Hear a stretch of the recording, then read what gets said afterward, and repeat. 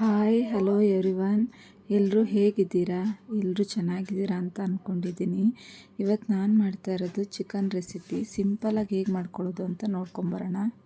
ಇದಕ್ಕೆ 1 kg ಆಗೋಷ್ಟು chicken ತೊಗೊಂಡು ತೊಳೆದು ಎತ್ತಿಟ್ಕೊಂಡಿದ್ದೀನಿ. ಮಸಾಲೆಗೆ ಟೊಮೊಟೊ 2 ತೊಗೊಂಡಿದ್ದೀನಿ, 2 ಆನಿಯನ್ ತೊಗೊಂಡಿದ್ದೀನಿ, ಅರ್ಧ ಕಟ್ಟು ಕೊತ್ತಂಬರಿ ಸೊಪ್ಪು, ಅರ್ಧ ಕಪ್ ಆಗೋಷ್ಟು ತೆಂಗಿನ ತುರಿ, 1 ಲೆಮನ್ನು, ಆಮೇಲೆ 2 ಸ್ಪೂನ್ ಆಗೋಷ್ಟು ಕಡಲೆ ತೊಗೊಂಡಿದ್ದೀನಿ. ಹಾಗೆ ಚಕ್ಕೆ, ಲವಂಗ, ಪಲಾವ್ ಎಲೆ, 1 ಸ್ಪೂನ್ ಆಗೋಷ್ಟು ಕಾಳು ಮೆಣಸು, ಸ್ವಲ್ಪ ಸೋಂಪು ಹಾಕ್ತಾಯಿದ್ದೀನಿ. ಹಾಗೆಯೇ 1.5 ಸ್ಪೂನು ಖಾರದ ಪುಡಿ, ಧನಿಯಾ ಪುಡಿ 1 ಸ್ಪೂನು, ಮತ್ತು ಚಿಟಿಕೆ ಅರಿಶಿನ, ಮತ್ತು 1 ಸ್ಪೂನ್ ಆಗೋಷ್ಟು ಚಿಕನ್ ಮಸಾಲೆ ತೊಗೊಂಡಿದ್ದೀನಿ. ಈಗ ಮಸಾಲೆ ಫ್ರೈ ಮಾಡೋಕ್ಕೋಸ್ಕರ ಒಂದು ಪ್ಯಾನ್ ಇಟ್ಕೊಂಡಿದ್ದೀನಿ. ಅದಕ್ಕೆ ಚಕ್ಕೆ, ಲವಂಗ ಮತ್ತು ಕಾಳುಮೆಣಸು, ಸೋಂಪು ಹಾಕಿ ಫ್ರೈ ಮಾಡ್ಕೊತೀನಿ. ಹಾಗೆ ಸ್ವಲ್ಪ ಈರುಳ್ಳಿ ಹಾಕ್ಬಿಟ್ಟು ಫ್ರೈ ಮಾಡ್ಕೊತೀನಿ. ಇದನ್ನು ಚೆನ್ನಾಗಿ ಫ್ರೈ ಮಾಡಬೇಕು. ಈರುಳ್ಳಿ ಸ್ಮೂತ್ ಆಗೋ ತನಕ ಫ್ರೈ ಮಾಡಿದ್ಮೇಲೆ ಅದಕ್ಕೆ ನಾನು ಕೊತ್ತಂಬರಿ ಸೊಪ್ಪನ್ನ ಮಿಕ್ಸ್ ಮಾಡ್ತೀನಿ. ಎಲ್ಲ ಚೆನ್ನಾಗಿ ಮಿಕ್ಸ್ ಮಾಡಿದ್ಮೇಲೆ ಟೊಮೊಟೊನೂ ಅದಕ್ಕೆ ಹಾಕಿ ಫ್ರೈ ಮಾಡ್ಕೊತೀನಿ. ನಾನು ಚೆನ್ನಾಗಿ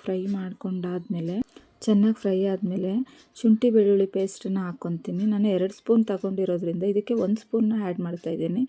ಇನ್ನು 1 ಸ್ಪೂನ್ನ ನಾನು ಚಿಕನ್ನ ಫ್ರೈ ಮಾಡಬೇಕಾದ್ರೆ ಹಾಕ್ಕೊತೀನಿ. ಹಾಗೆಯೇ ತೆಂಗಿನಕಾಯಿ ಎತ್ತಿಟ್ಕೊಂಡಿದ್ನಲ್ಲ ಅದನ್ನು ಹಾಕಿ ಮಿಕ್ಸ್ ಮಾಡಿ ಚೆನ್ನಾಗಿ ಫ್ರೈ ಮಾಡ್ಕೊಳ್ತಾ ಇದ್ದೀನಿ. ನಾನಿವತ್ತು ಕುಕ್ಕರ್ನಲ್ಲಿ ಸಾಂಬಾರು ಮಾಡ್ಕೊಳ್ತಾ ಇದ್ದೀನಿ. ಅದಕ್ಕೆ ಕುಕ್ಕರ್ನ ಬಿಸಿ ಮಾಡೋಕೆ ಇಟ್ಕೊಂಡು 2 ಸ್ಪೂನ್ ಆಗೋಷ್ಟು ಎಣ್ಣೆ ಹಾಕ್ಬಿಟ್ಟು ಅದಕ್ಕೇ ಚಕ್ಕೆ, ಲವಂಗ ಮತ್ತು ಪಲಾವ್ ಎಲೆನ ಹಾಕ್ಬಿಟ್ಟು ಮಿಕ್ಸ್ ಮಾಡ್ತಾಯಿದ್ದೀನಿ. ಸೋಂಪು ಎಲ್ಲ ಹಾಕ್ಬಿಟ್ಟು ಮಿಕ್ಸ್ ಮಾಡ್ತಾಯಿದ್ದೀನಿ. ನಂತರ ಅದಕ್ಕೆ ಆನಿಯನ್ನ ಆ್ಯಡ್ ಮಾಡ್ತಾಯಿದ್ದೀನಿ.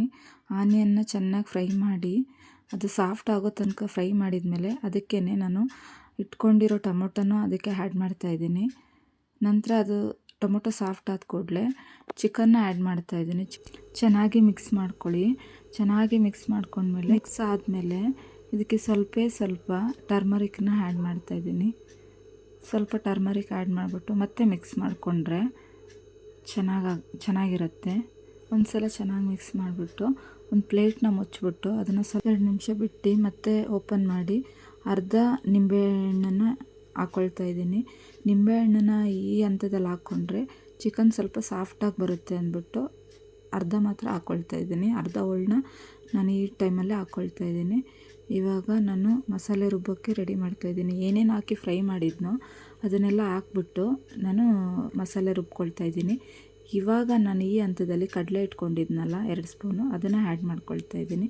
ಅದನ್ನು ಫ್ರೈ ಮಾಡಬಾರ್ದು, ಹಾಗೆ ಹಾಕಿದ್ರೆ ತುಂಬ ಚೆನ್ನಾಗಿರುತ್ತೆ. ಮಸಾಲೆ ರುಬ್ಕೊಂಡಾಗಿದೆ.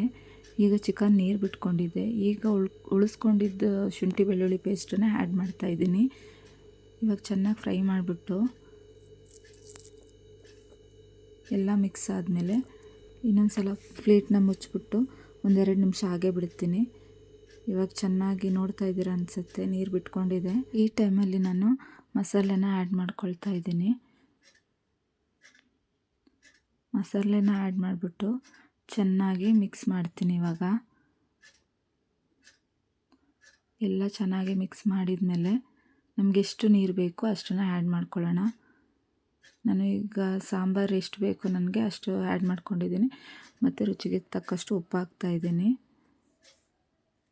ನಿಮಗೆ ಎಷ್ಟು ಬೇಕೋ ಅಷ್ಟು ಉಪ್ಪು ಹಾಕ್ಕೊಂಡು ಇವಾಗ ಚೆನ್ನಾಗಿ ಮಿಕ್ಸ್ ಮಾಡ್ಕೊಳ್ತೀನಿ. ಒಂದು ಸಲ ಮಿಕ್ಸ್ ಮಾಡಿಕೊಂಡು ಅರ್ಧ ಹೋಳು ನಿಂಬೆಹಣ್ಣು ಇಟ್ಕೊಂಡಿದ್ನಲ್ಲ ಅದನ್ನು ಈ ಹಂತದಲ್ಲಿ ನಾನು ಅದನ್ನು ಹಾಕ್ತಾಯಿದ್ದೀನಿ.